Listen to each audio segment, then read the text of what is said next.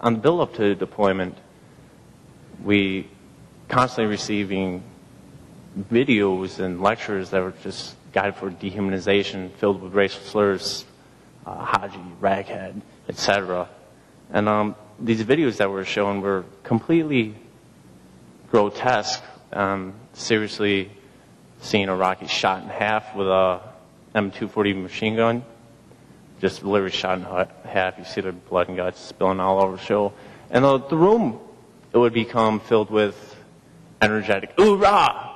We're going to go kill those ragheads." March 4th of 2004, we crossed the line of departure to move northwestward through Iraq and to our destination, a little bit west of the city Aruba. And we went into this town on what we call cordon knocks. We didn't call them cordon searches, we call them cordon knocks. So it would be like a friendly, inviting, "Hey, we'll come and knock on your door, and you'll just let us right in." That's how we were taught, but it ended up just being cordon bars away into the room. And ransacking people's houses, pulling people out of the buildings, handcuffing them, putting sandbags over their heads. Whether they were innocent or guilty, nobody really knew. We would go into the cities and do completely opposite our mission. And then some events happened on March 31st, 2004. Four U.S. contractors were killed in Fallujah, and 2 of them were hanged from the Fallujah Bridge. And on October 1st, we received our marching orders, and most of the entire division and most of the troops in the area were ordered to go to Fallujah to participate in Operation Vigilant Resolve. And the initial siege of the siege of Fallujah were, within that month, over 130 service members died. And on that siege, reportedly, there were over 600 Iraqis that died, and over half of them were non-combatants. That's one of the events, the March 31st events, that really shaped the loosening of our rules of engagement.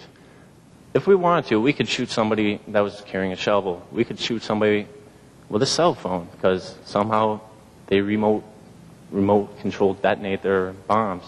So any act, the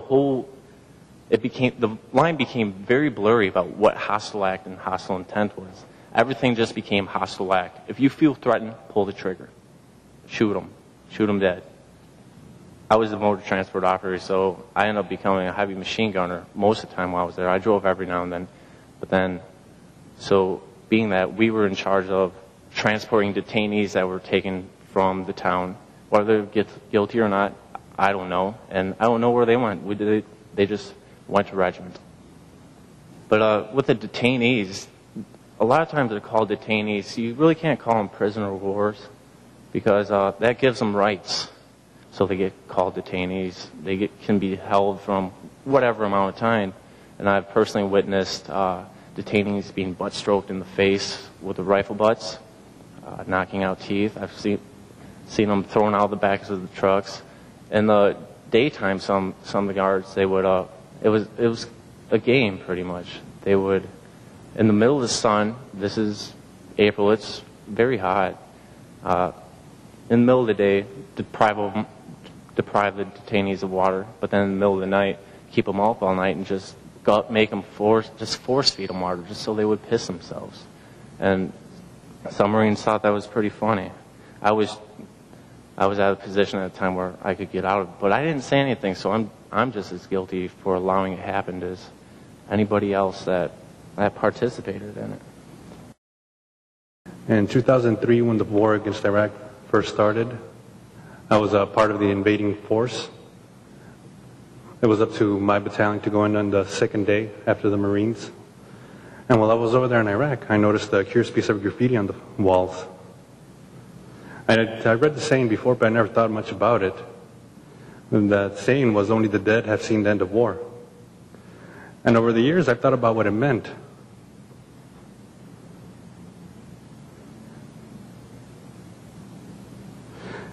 It is up to each individual citizen to decide for themselves what is just and unjust. And I feel that has been lacking a lot lately.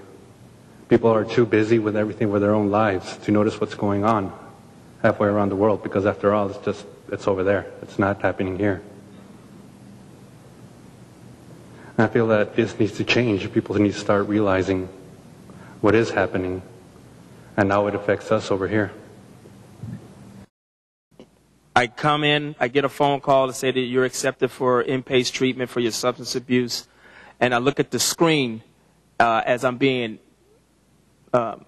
processed through the system here that I was very afraid of, because a lot of the veterans I saw in there were much older than I, and I felt that's what I was going to be part of this revolving door. And on there, the screen was my diagnosis, which was borderline personality disorder, post-traumatic stress disorder, substance abuse disorder. Later on, I learned it was an eating disorder as well, so I was becoming very angry. 2005, I'm living with my parents because I don't know where to go, I don't know what to do, but I'm going to treatment. The Marines from 3rd Battalion, 25th Marines out of Brecksville, Ohio, who were snipers, and along with others, were in it was separate incidences. They were killed, the snipers were killed, which makes no sense to me. To this day, it still doesn't, because snipers are taught to be evasive. And then the Marines that were killed in the Amtrak and the vehicles flipped over. So what happened is that I had what's called a flashback, but I have no recollection of what was going on. I just had a series of periods where I just had a certain type of behavior that wasn't acceptable to people, to include the VA hospital. And as a result of that, they decided to suspend me and ban me from treatment for 30 days. So after that happened to me, I lost faith in going into the hospital for any type of treatment at all. My retirement paycheck from the Marine Corps after 20 years of service is $207 a month. The stigma of having a label as I do, or it could be as me as well. I can take ownership in it, that some people just don't want to deal with certain things that go along with the pain that we deal with. But I will say this, what I have learned after having 12 different therapists within 5 years. Anger comes from pain. That's where it comes from. I joined the U.S. Army Reserve because I wanted to serve my country and because I didn't know what the hell else I was going to do with my life.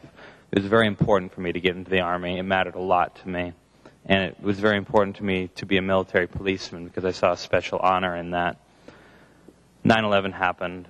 The reserves changed a lot after 9/11, obviously. My unit got whipped into shape and we became deployable.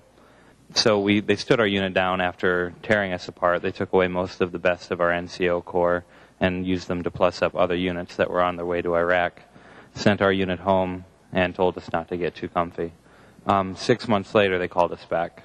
And at that point in time, the Abu Ghraib abuse scandal had occurred, but nobody knew about it because most of those photographs and the actions that are generally acknowledged were taking place in November 2003, which is before I arrived there. I arrived there in February of 2004 and relieved the unit that was sitting there. Most of the people that were in the news about that incident had already left the base. We had a 12-hour rotation. I remember when we trained our replacements, about a year later, we trained them for over 2 weeks. They trained my unit for 12 hours. The HHC 391st Military Police Battalion, that is, we're out of Columbus, Ohio. They just got back from their second tour. We showed up at Abu Ghraib, and the thing about it is, it's very hard for me to talk about the prison because of your misunderstanding. And that's a disservice that was done to you by your government and your media, and I want you to be very aware of this. When I tell people that I served at Abu Ghraib and they want to know what that was like, I typically start asking them questions. Okay, where did I serve? Tell me what it looked like. And I hear about these little cells and these little bars. And I lived in a building like that, and I was really glad because we got mortared all the time, and I had a concrete structure where I slept. And some of our prisoners lived in cells like that, where a lot of them were abused. Later on, abused by contractors.